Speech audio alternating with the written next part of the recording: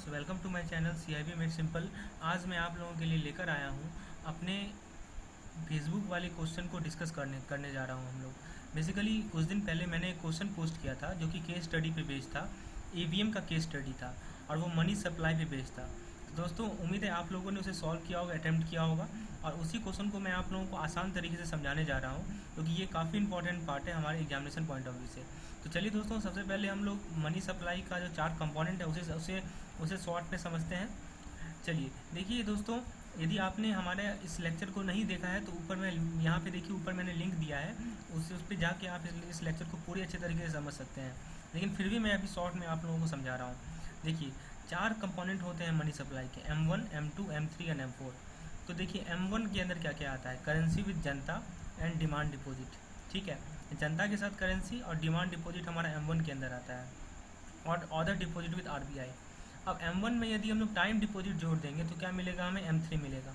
और M3 को हम लोग क्या कहते हैं दोस्तों, ब्रॉड मनी कहते हैं। उसके बाद आप देखिए M1 जो कि हमारा नैरो मनी है, उसमें केवल पोस्ट ऑफिस का सेविंग डिपॉजिट जोड़ेंगे तो हमें क्या मिलेगा, M2 मिलेगा। ठीक है दोस्तों, और यदि M3 में हम लोग पोस्ट ऑफिस का टोटल डिपॉजिट जोड़ेंगे तो हमें मिलेगा M4। तो ये हमारा टोटल 4 कंपोनेंट है मनी सप्लाई का, M1, M2, M3 and M4। तो फ्रेंड्स, क्वेश्चन क्या था आइए उसे डिस्कस करते हैं। क्वेश्चन था RBI release the following data, और यहाँ पे जो भी रुपीज़ है वो करोड़ों में है। तो देखिए डाटा क्या क्या कर रहा है। करेंसी इन सर्कुलेशन है 18,071, कैश विद बैंक है हमारा 1,004, करंट अकाउंट बैलेंस है 3,042, सेविंग बैंक बैलेंस है हमारा 9,445, पोस्ट ऑफिस टोटल डिपॉजिट है 32,560, और इसमें देखिए सेविंग डिपॉजिट कितना है 12,109, टर्म डिपॉजिट बैलेंस कितना है 1,05,331, other term deposit with RBI है हमारा 201। तो इन डाटा के बेसिस पे हमें M1 को पहले निकालना है। तो दोस्तों M1 के बारे में हम क्या जानते हैं, ये जनता के साथ जो करेंसी होता है और जो डिमांड डिपॉजिट होता है और प्लस जो हमारा RBI के साथ जो डिपॉजिट होता है, ये सब के सब हमारे M1 में आते हैं जो कि नैरो मनी कहलाते हैं। तो दोस्तों यहाँ देखिए, हमें जनता के साथ मनी निकालना है। तो हमें क्या दिया हुआ है, करेंसी इन सर्कुलेशन कितना है 18,071।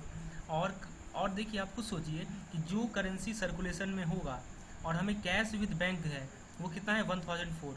आप खुद सोचिए टोटल करेंसी क्या होगा, या तो वो आदमी बैंक में जमा रखेगा या वो अपने पास रखेगा। तो हमें कौन सा करेंसी लेना है M1 निकालने में, तो हमें वो करेंसी लेना है जो जनता के पास है। तो हमें तो यहाँ पे बैंक तो कैसे निकालेंगे वो, तो सिंपल सी बात है, टोटल करेंसी में से जो कैश बैंक में जमा है उसे सब्ट्रैक्ट कर देंगे। तो यहाँ देख सकते हैं दोस्तों आप लोग, currency in circulation minus cash with bank हमने किया है। ऐसा क्यों किया है, ताकि हम लोग करेंसी विद जनता निकाल सकें। तो वो कितना निकला 18,071 माइनस 1,004। अब देखिए इसमें हमें क्या क्या ऐड करना है, जो कि करंट अकाउंट बैलेंस है उसे जोड़ना है, जो सेविंग बैंक डिपॉजिट है उसे जोड़ना है, और अदर डिपॉजिट विद RBI है उसे जोड़ना है। तो ये सब डाटा हमें दी हुई है। देखिए सेविंग बैंक बैलेंस कितना है 9,445, उसके बाद हमारा अदर डिपॉजिट विद RBI देखिए ये भी दिया हुआ है 201। तो बस इसे हम लोग ऐड करेंगे तो फाइनली हमें मिलेगा वो 29,755। तो ये है हमारा M1 जो कि हमारा मनी सप्लाई का पहला पार्ट था। अब सेकंड क्वेश्चन है हमारा M2 को फाइंड करने कहा गया है। तो M2 के बारे में देखिए ऑप्शन क्या क्या है, 41,864, ऑप्शन बी है 29,755, ऑप्शन सी है 30,759, ऑप्शन डी हमारा नन ऑफ द अबव। तो दोस्तों फिर से देखिए इस चार्ट को M2 के बारे में, M2 और M1 में क्या रिलेशन है। तो M1 जो हमने निकाला उसमें यदि हम लोग पोस्ट ऑफिस का सेविंग पार्ट को जोड़ेंगे तो हमें क्या मिलेगा, M2 मिलेगा। इस डायग्राम को आप एकदम दिमाग में बैठा लीजिए, इससे आसान कुछ नहीं हो सकता है। तो M2 निकालने के लिए हम लोग क्या करेंगे, M1 में से पोस्ट ऑफिस का सेविंग डिपॉजिट को ऐड करेंगे। तो बताइए M1 हमने निकाला ऊपर कितना 29,755। अब पोस्ट ऑफिस का सेविंग डिपॉजिट कितना दिया हुआ है दोस्तों, तो देखिए सेविंग डिपॉजिट है 12,109, तो उसे हम लोग जोड़ लेंगे तो हमें मिल जाएगा 41,864। ये क्या है, हमारा M2 है। M2 यानी कि मनी सप्लाई का सेकंड पार्ट। अब तीसरा में हमसे पूछा गया है M3 निकालो। फिर से देखिए आइए इस चार्ट पे देखते हैं, इस चार्ट को एकदम अच्छे से समझ लेना है। अब देखिए M3 कैसे निकाले थे दोस्तों हम लोग, M3 यानी कि ब्रॉड मनी। तो जो M1 है जो कि नैरो मनी है, उसमें टाइम डिपॉजिट यदि हम लोग ऐड कर लेंगे तो हमें मिल जाएगा ब्रॉड मनी। तो बस यही करना है। अब जरा टाइम डिपॉजिट क्या होता है, तो देखिए टाइम डिपॉजिट क्वेश्चन में हमें दिया हुआ है, जो टर्म डिपॉजिट बैलेंस है हमारा वो कितना है 1,05,331। ठीक है, तो हम लोग क्या करेंगे 1,05,331 को ऐड कर लेंगे इसमें, तो हमें मिल जाएगा 1,35,286। ये क्या है हमारा M3। अब फाइनल क्वेश्चन था हमारा M4 निकालने का। M4 के लिए क्या क्या ऑप्शन दिया हुआ है, 41,864, ऑप्शन बी है 1,02,726, ऑप्शन सी है 1,35,286 एंड ऑप्शन डी है 1,67,846। तो फिर से देखिए M4 कैसे निकाला जाता है। तो ध्यान दीजिएगा दोस्तों, M4 निकालने के लिए किसका यूज करेंगे हम लोग, M3 का यूज करेंगे।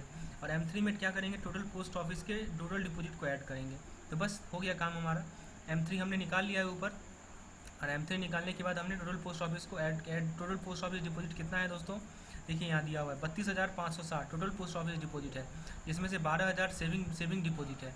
तो बस उसे ऐड करना है और हमें फाइनल आंसर मिलेगा 1,67,846। तो देखिए दोस्तों कितने आसान तरीके से हम लोगों ने कम समय में चारों क्वेश्चन को डिस्कस कर लिया। और फ्रेंड्स ये एश्योर रहिए कि ये केस स्टडी जरूर पूछा जाएगा। तो होता क्या है दोस्तों, हम बहुत लोग कन्फ्यूजन में रहते हैं किसमें क्या जोड़ा जाए।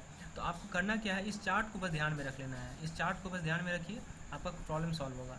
तो फ्रेंड्स कैसा लगा आपको ये लेसन ज़रूर कमेंट सेक्शन में बताएं।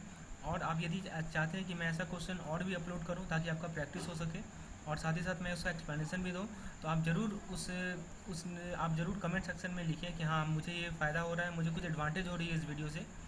तो साथ जुड़े रहने के लिए धन्यवाद।